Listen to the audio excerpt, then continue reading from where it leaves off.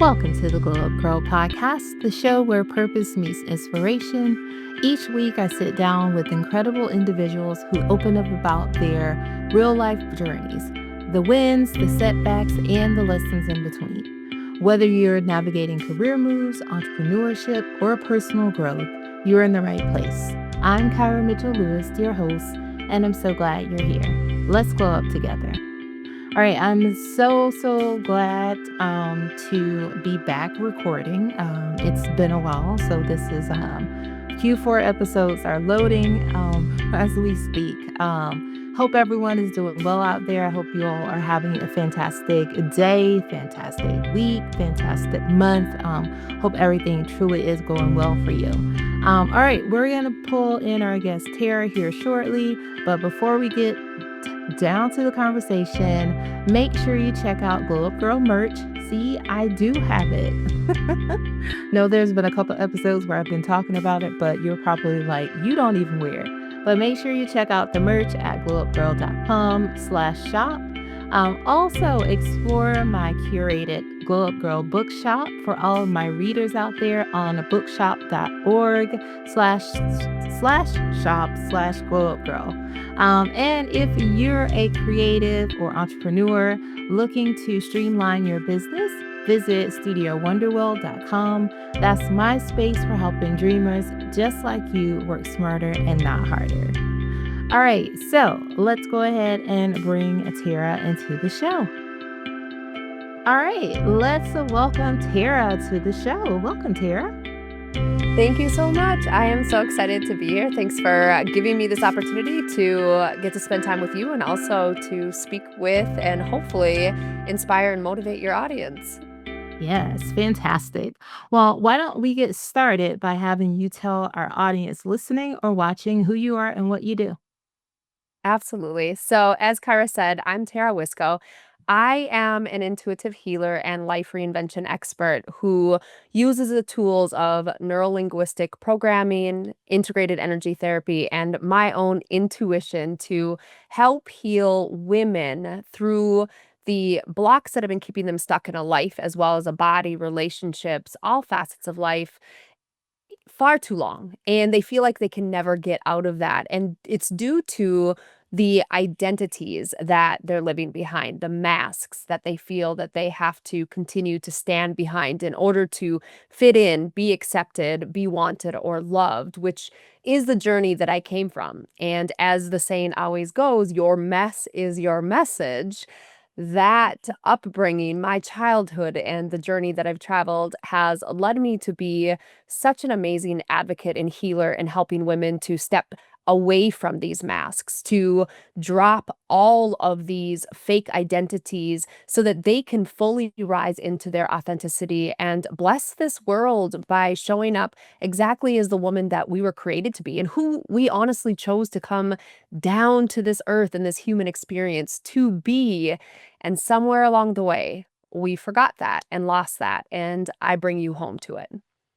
Awesome. I love that. And I feel like I love what you do because I think that is so needed. There's so many women who aren't able to or don't feel like they can show up as their authentic selves, whether they're, in a professional setting or even a personal setting. So I think like I'm so excited to have this conversation with you. And so why don't we get started by just talking a little bit about your journey? So, so your journey has been filled with a lot of transformation. So you lost 220 pounds, pardon me. You've overcome some trauma.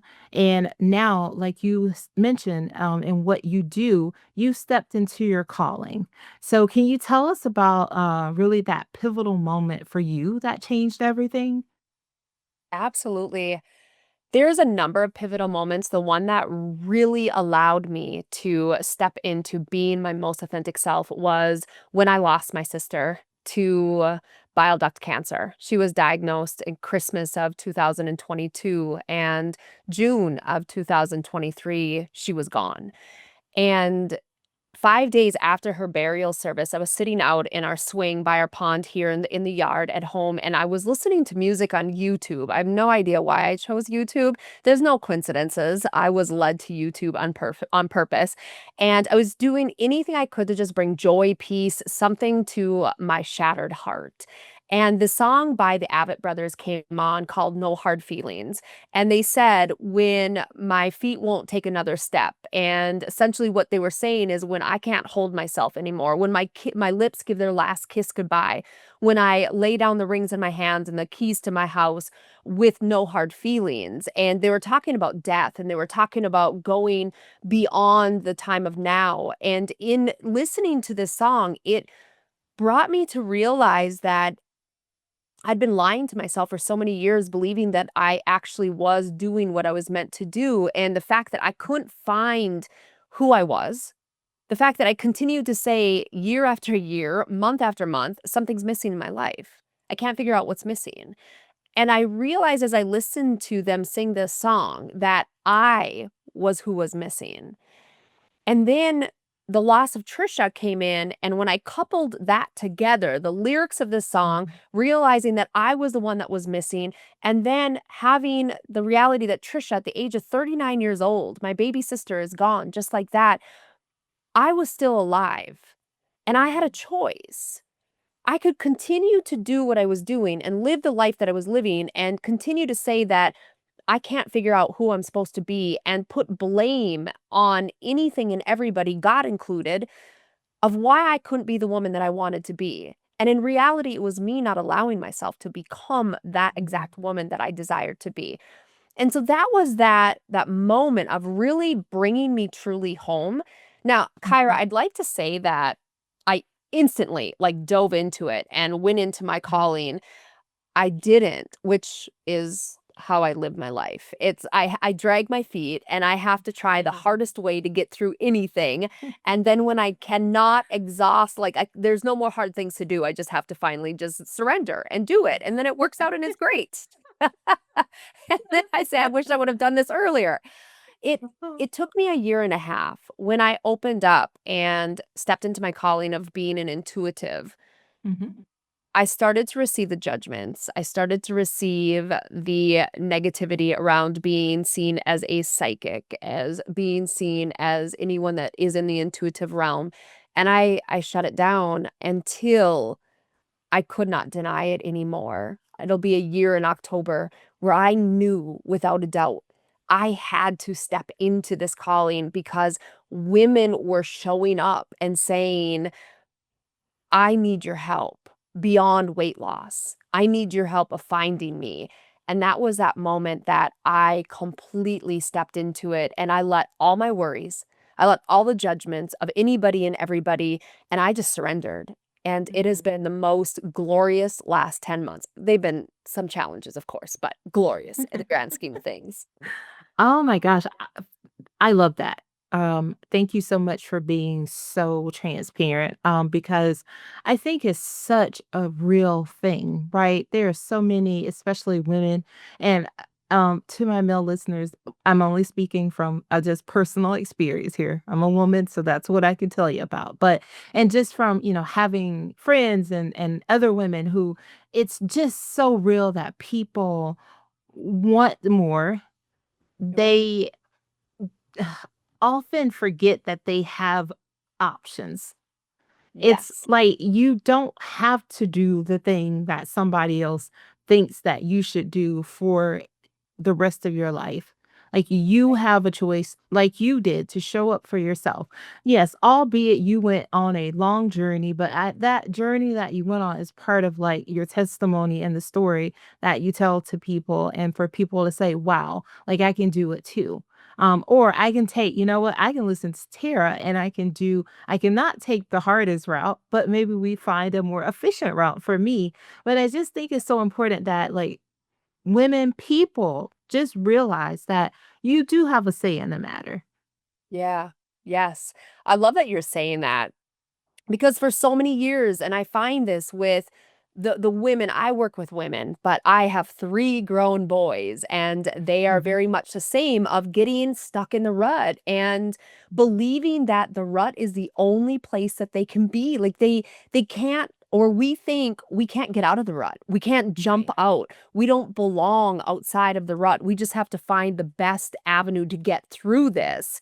Mhm. And that is what I've come to understand is I don't have to stay there. As you said, Right. we Mhm. have a choice to get out of there. And if there's a will, there's a way to find our way out. And one way that I found that helps it, makes it easier, expedites the process, and you don't have to take the very difficult journey to it, is healing and releasing limiting beliefs and Mm. allowing yourself to move away from the conditioned beliefs and responses and truly begin to open yourself up to traveling the journey in a very authentic, wide open Mhm. way that is really beautiful when you embody it. Yes. And I think too, I mean, I love that, everything that you said. And I think, of course, there's the thing of fear, right? People are, like, I'm no, I've done it too, like, there's just this moment where people say like, yes, yes, I'm all in on that thing, I'm gonna do it.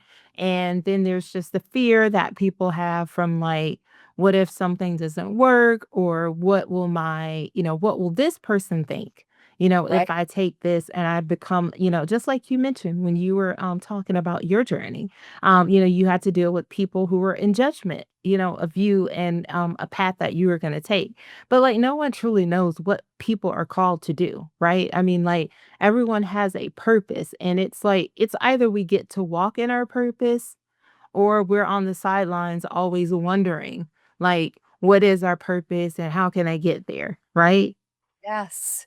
Yes. I lived many years on the sidelines, wishing and wanting and looking for permission to be able to. And of course, nobody gave me the permission to go after my calling because they had no idea what my Right. calling was. They couldn't know what my calling was. That's something we know internally, men and women. That's something Mhm. that's within us. But we live for that external validation of making sure that we're safe to make the decision, that we're being smart because we don't trust ourselves. And we wait for that permission. And again, that external validation to be told, you're good to go. You've got the green light. Mhm. This is Yeah. smart. Oh, the best path. And it never comes. And when it doesn't come, then we think that means that we're supposed to just stay on the sidelines because this is as good as it gets. And then of course we go down that toxic positivity of we should be happy with what we have. And then, Mm. right, then we start to get angry with ourselves that we're so ungrateful and we're not happy with what we have. And that keeps us corralled even deeper into staying where we're at in that unhappiness and dissatisfaction. Mhm. Believing, because I don't know about you, Kyra, but for so many years, I thought that if I wanted more, I was selfish and Mm. inconsiderate and ungrateful, that I would Mhm. want a life that was different than the one that I Right. had. Like, I believed that, yeah, right? That if I wanted something better, well, then I didn't love my husband enough and I didn't love my 3 boys enough and there was something wrong with me. Mhm. And that wasn't the case. And I've come to grow past that. Girls, here, are you hitting on all cylinders, girl? Because Right? I think it because it is all the things you said, they are so true. It's the thing that holds people back, and especially, like, being a woman, it's the thing that holds us back. It's like you said, the first thing you start to feel is guilt because it's like, "Well, I want this for my life, and this is what I wanna step into," and then you're like, "Oh, okay, well, I know a lot of times, like, well, God, okay, I'm not like, ungrateful, like, I appreciate everything that you've given me, but I just feel like there's more that you want me to be doing. And so, I mean, I think, when you can kinda get into the place, it's so for me, like, sort of, having that relationship, like, with God, it's like, for me, I'm always like, "Look, I appreciate every single thing that you've given to me, all the blessings, but I do believe that," I mean, it is like, we're supposed to ask. We're supposed Yes. to ask for the thing that the desires of our heart, and we know what we want. And I think it's really important for people to sort of get to a place to where you figure out what it is you want. Like, what is this life you want to live? And how can you live it best? And, and how can you feel like you can get out of a rut? Then I think it becomes a lot easier then to sort of release that guilt.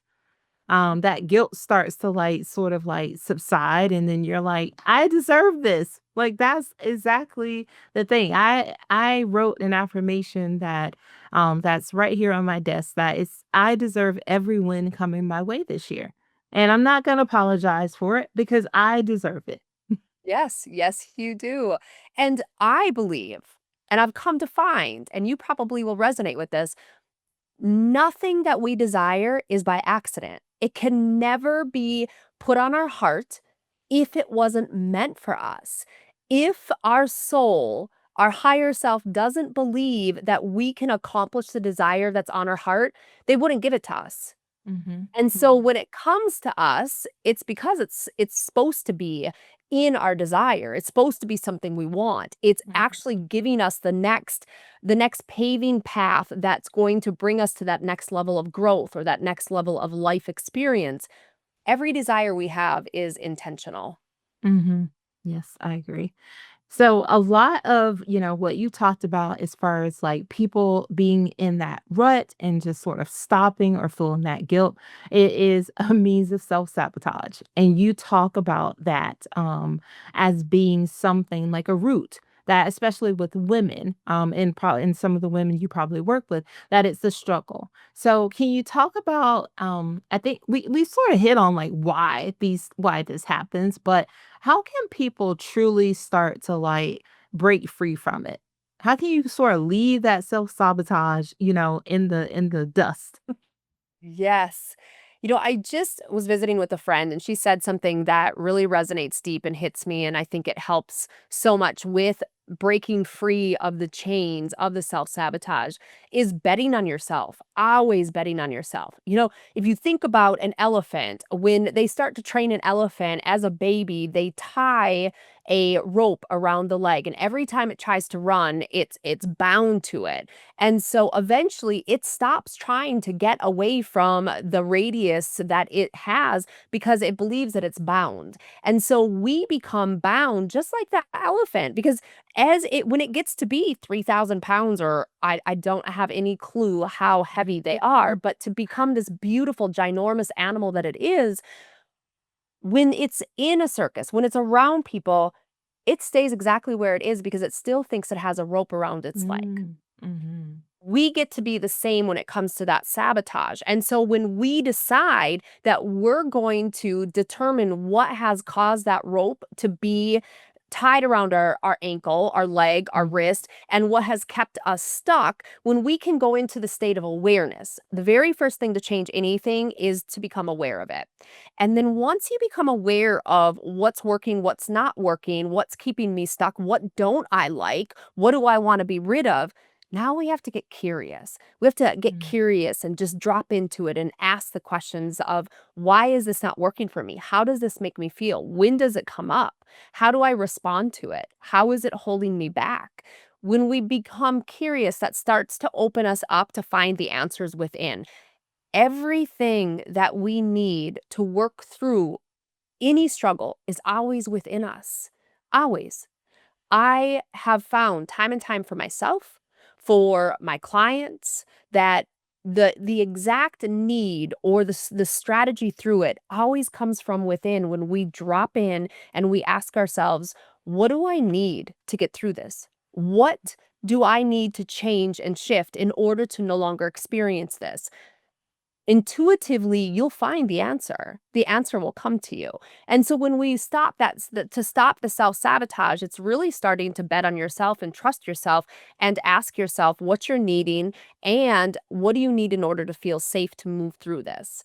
And when you do that internal check in, you begin to develop the trust that you need for yourself in order to know that whatever comes your way, where you typically would self sabotage, you know that you will successfully get to the other side. Even if you fall, even if you scrape your knees and you have to get back up and dust your knees off and move forward in a little bit of a stumble, you always know that you'll get to the other side and you'll be able to handle anything that's coming your way. That is how I have found that we need to stop with the self-sabotage, is simply taking that process of understanding why we're doing it in the very first place, and then Mm. finding within the answers that we need in order to discontinue. That's one of the, I think, the biggest pieces. I know, does Mhm. that answer your question? Mhm. Mhm. Yeah, yeah, definitely.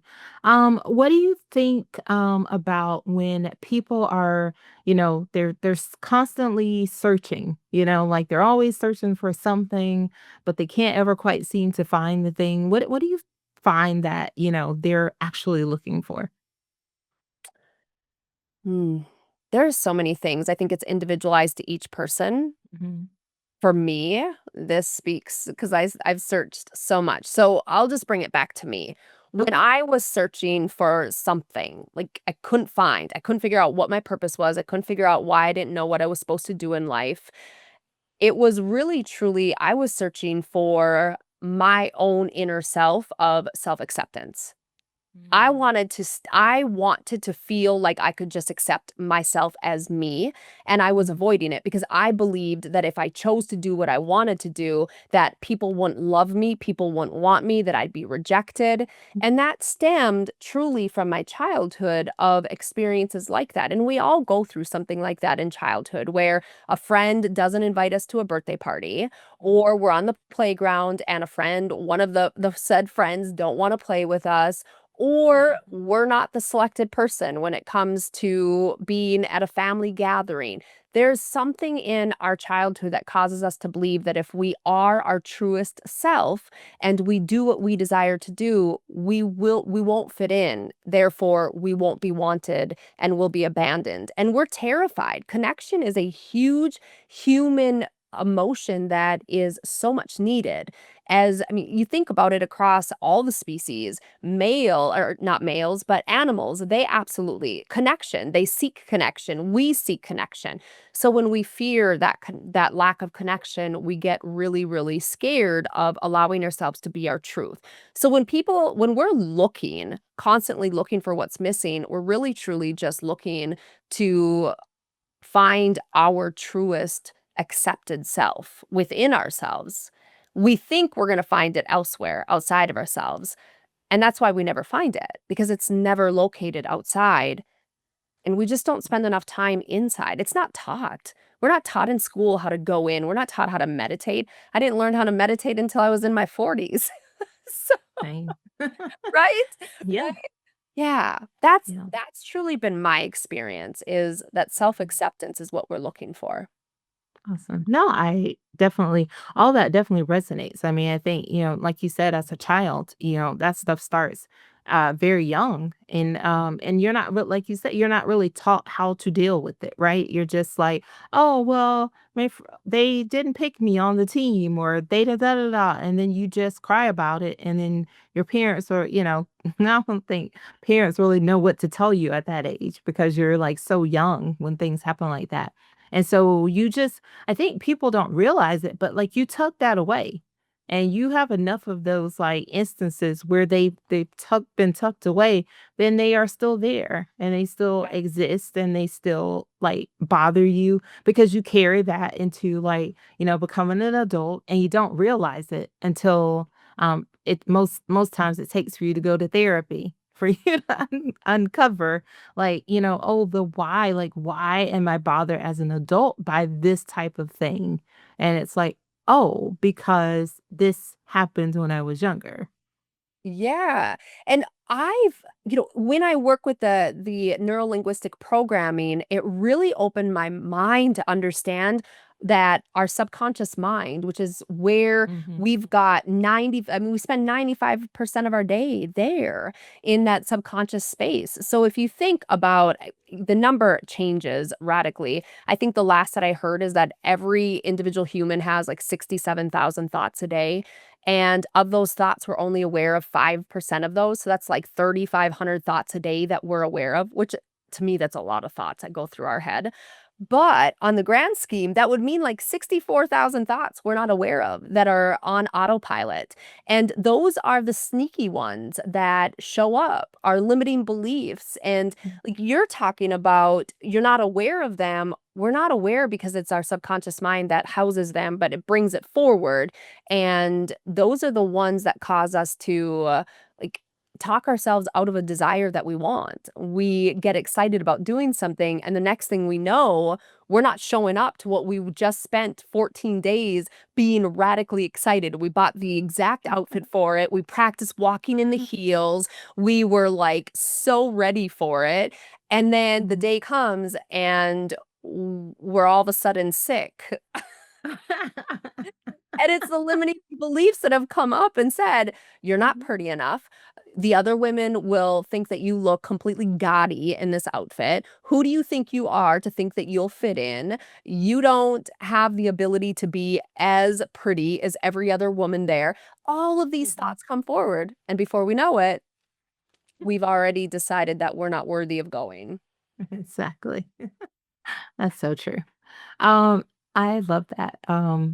All right, so let's talk about your signature process. So it's unravel, upgrade, uplevel to help women transform their lives. Can you talk about it? What the process looks like, and how what change have you seen come from it?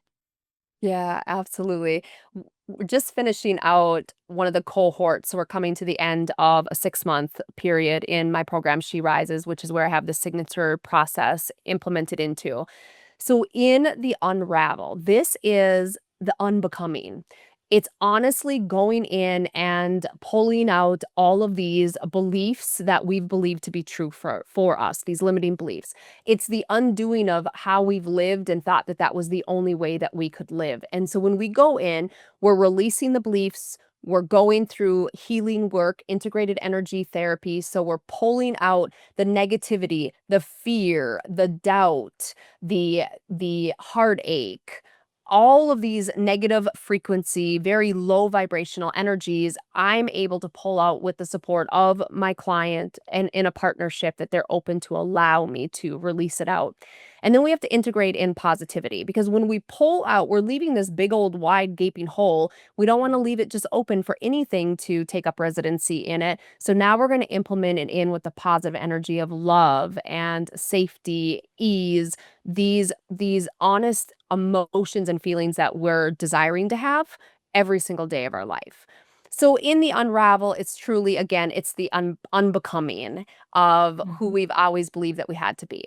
When we move into the upgrade, this is where we rewrite our programming. And when we're rewriting the programming, we're rephrasing the statements that we say to ourselves. We are reframing the beliefs. We're allowing ourselves to try on different beliefs and to speak in a way that we've never spoken to ourselves before. There's mirror work. So we're speaking to ourselves in love and appreciation. There's a lot of different exercises that I implement in that allows us to drop into seeing ourselves in a way that we've never allowed or been able to see ourselves before. And the only way we can do that is when we pull out what's been blocking our ability to do this. And it gives us a very clean slate to see ourselves in a brand new, newborn way. So that's in the upgrade. And there's a lot of processes of going through it. It's the implementation of the belief restructuring. There are meditations, visualizations. I have a lot of opening meditative states that open your soul up to receive. And we go a lot into the future and connect with a future self in order to receive messages and guidance of how to get through what we're struggling in. And the reason I do that, Kyra, is because I want them to learn how to drop in and ask themselves. I want them to trust themselves. And we journal around it so that we can pull forward those aha moments of what Mhm. came forward and what information or suggestions are given by our future self, because our future self is in the future. She's living our life in the future, just waiting for us. Like, it's to me, she's like building our village ahead of us, waiting for us to get there. And so she knows, or he, exactly what it is that we need in order to successfully get to that path. And so the implementation of it guides us and leads us further into our transformation. And then when we go into the up level, that is the sustainability of it. It's really Mm, cementing it in and allowing us to look at what we've achieved already and then ask, what more do I want? I love the statement, I allow, I receive, thank you, more please. And we learn these different statements and we learn these different ways of protecting our energy and calling in more, manifesting. We learn about the feminine frequencies, masculine frequency, how to balance them and pull them both into our lives in mhm, order to complement each and be able to have both of these frequencies guiding us in our life and through all life experiences. So that's the process. It goes so deep, and I'm probably not at all mhm, explaining it in the most like the best way, but that's the way that I see it in my mind as I'm sharing it. mhm, You asked about the transformations that I've experienced, and I can't help but to smile so huge because it's incredible. I have a woman that has been in a marriage for over 25 years, and it was domestically violent to mhm, the point where she was left for dead in an occurrence right before she came into She Rises. And in our work together through She Rises with the three-step process that we went through, she has been able to file for divorce. She has freed herself of the situation. And not only that, she said to me, she said, I, for the very first time in my life, am saying kind words to myself. I've lost 60 mhm, pounds without trying to lose 60 pounds. I have learned that I can love myself, and I am journaling, and these things are coming into my life. She mhm, received a promotion. She has like gotten these things in her life that she never thought was possible for her. So mhm, big transformations across the board, life, body, belief, joy, happiness, all these things coming in. I mhm, also have another woman that we released the belief that she had that she couldn't survive life without a man in her life. Like she believed that she had to have a man, and if she did, that would mean that she was good enough, that she could mm, be successful, right? That was where she got her value. And we released that belief not because she didn't love her husband and didn't want her husband. She simply didn't want to feel like she had to be completely dependent on him so that if he got angry with her, then it would catapult her. She would start to sabotage. She would do whatever she could to make sure that he was happy, and it was mhm, exhausting her and causing her to lose herself in the process. And in releasing that has given her the ability to show up. I've known her for 22 years. I've never seen her this happy. I have never seen her this confident in her own skin, showing up, speaking her truth without stepping and tripping over her words and then mhm, questioning everything that she's saying. And it's also strengthened her relationship with her husband. And she shared that. She said, our relationship now is a healthy relationship because I can show up and be myself, and he's been wanting that, and mhm, she believed he didn't, and so their mhm, communication has went to the next level. Their love for each other has grown because they're seeing each other for the first time in their mhm, true authenticity, because he told her, "You showing up and being you in this way allows me to feel like I can also be myself, because before I felt like I couldn't because you'd get upset or you would all of a sudden change." So those are it's just two of many that yeah. I'd love to highlight. Those are awesome. That's really awesome. Thank you so much for sharing. So for anybody listening right now who might be feeling stuck, lost, or feeling like they're living a life that isn't truly theirs. They're not showing up as their authentic selves. Obviously, I know it takes work to do that. It takes work, but if you could leave them with like one thing to just like sort of start the process, what would you say?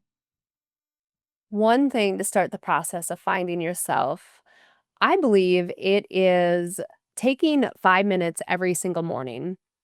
5 to 15 minutes, I'll say, because sometimes we want more, and that's perfectly fine. I would start your day by saying power statements in the mirror every single morning, like as soon as you're up. I am worthy of love. I am worthy of success. I am beautiful. I am strong. I am. Whatever these I am power statements that you want to say, I would have approximately 10 that I would encourage you to say every single day. Following your power statements, I would find a 5-minute meditation to just start to drop in. There's so many meditations on YouTube that you can utilize that are fantastic. And going into a meditation, if you want guided or you simply want the music of it, whatever works for you, spend 5 minutes connecting with your inner self to allow you to ground in and get to hear yourself within and get in your mind's eye, which is where that visualization is where you fully connect with all four of your bodies: physical, emotional, mental, and spiritual. And then the last 5 minutes I would spend journaling. I would journal for 5 minutes on what it is, anything that you want. And I call it soul aligned journaling. I'm not talking about journaling about all the things that went bad yesterday or last week. No negativity. Let's go into the soul aligned of I am grateful that I'm a money magnet. I am grateful that I'm a love magnet. I'm so grateful that every single day I da da da da da. Whatever's on your heart of hearts of what you desire, if it's a new house, whatever it is, journal around creating your future to be what it is that you desire. And when you get to the end, write, thank you, it is done, it is done, it is done. And now you've put it out to the universe, God, the higher power, whoever you speak to, that this is what you're calling in. You're requesting or commanding. I struggle with saying I'm commanding this to be mine. I feel like that's a little rude. So I like to say I'm requesting that this be my reality. And I'm willing to do the work. You have to be willing to do the work. We can ask for it, but action is what brings it in. I love that. Awesome. All right. Tara, why don't you tell the audience where they can connect with you? Yes, the best place that I can recommend would be my website. It's www.tara, the dash sign, just like you'd find in a telephone number, Wiskow.com. Awesome. All right, fantastic. So now we're going to move into three things. I'm going to ask you three questions that just helps our audience get to know you a little bit better. The first one is a two-parter. It is how do you start and end the day? Oh my God. Brushing my teeth and washing my face. That's honestly how I start it every day. Drinking water and making sure that I've got a wholesome, good meal. I'm in the gym every morning. And then at the end of the day, I also take some time to read from a book so that I can quiet my mind before I go to bed. Awesome. All right. Second question is what's a goal or an intention that you set for yourself this year? Obviously, I know we're in the back half of the year now, but so if you've got, updates on it, please share. Yeah. So my goal this year was truly to step into my calling of being an intuitive healer and to broaden my knowledge, my understanding, my skill set around it. And where I'm at with it is absolutely blazing the trail of allowing myself to be her. And She Rises was my goal of getting that launched and moving forward and successfully have done that. Awesome. Congratulations. Thank you. All right. And the last question is where are you currently finding inspiration? Oh. I have been finding it in different podcasts that I've been listening to and finding the mentors that are where I want to get to and have a journey that has been a struggle for them. That has been helping me to stay true to myself because oftentimes I was finding my mentors or the people that I would look to for guidance or inspiration as the ones that appeared to have it all together and always looked like they never had any struggles getting there. And I realized that I need to spend time with those that have went through the difficult journeys, that don't always have the perfect videos out there, don't always have excellent lighting, or they sometimes say, or they cry, because those are the ones that are real. Those are the ones that are in the journey, just like my journey. And I can get the inspiration and the proof that if they can do it and get to where they are, I can do it and get to where I'm destined and desire to be. Awesome. All right. And well, first, I want to just say thank you again. Thank you so much for coming to the show. Thank you so much for sharing. It has been really great having you on today. Oh, thank you. You are so welcome. And the last question I will ask you is, what are three things you'd like our audience to take away from our conversation today? Being yourself is absolutely the best person to be. You are not a mistake. And if you at all ever feel, when you walk away from a situation, you feel less than, you feel like you are out of sorts, I would love for you to have taken away and learned that that's something that you need to become aware of so that you can get curious as to why, and then you can find the way to allow yourself to be yourself. I hope that you have taken away that there is always a way out of a struggle that you're in, and the only way out is through. And so stay true to the journey and allow yourself to continue to travel. And if the going is tough, you don't have to stay where you're at. You don't have to stay stuck there. You absolutely have the choice and the birthright to say, I no longer want to be here and I'm choosing different for myself. No matter whether anybody else in your life wants that, I need you to understand that sometimes they don't want better for you because they're not ready for better for themselves. And it scares them that you are rising up and you're going to go after your dreams because they're afraid of losing you and they're not ready to do that themselves. And that's a them thing. That's not a you thing. And you need to live for you. And the people that are meant to be in your life, they will rise up and they will meet you where you're at. Or the ones that don't, they're not meant to be. That chapter of them in your life has expired, and it's time for them to fall away so that you can become the man or the woman that you're destined to be. And know that when people leave our lives, it's not because there's something wrong with us. It's not because we did anything wrong. It's simply because they no longer serve us or we no longer serve them. And we need to travel our journey without them in order to continue to live the best life we can. Awesome. Love that. Well, Tara, I just want to say thank you so much again. It has been an honor speaking with you, and so many key takeaways. And I think your message is a timely one that will resonate with a lot of people in this community. Thank you. Thank you so much for giving me this opportunity and allowing me to meet you and get to visit with you for these last few minutes. Awesome. All right. Well, stay tuned, everyone. All right, let's thank Tara for joining us on the show today. What a great conversation. I really enjoyed chatting with her. All right, you can find out more about her and her business in the show notes. If you'd like to learn more about Glow Up Gyrl, you can visit glowupgirl.com and sign up for our newsletter to get insights, tools, and resources for your glow up journey. Be sure to subscribe to our YouTube channel. We are at Glow Up Gyrl, and wherever you're listening, don't forget to rate, review, or share this episode. It helps more women find the show, and if you're sharing on social, please tag us so we can cheer you on.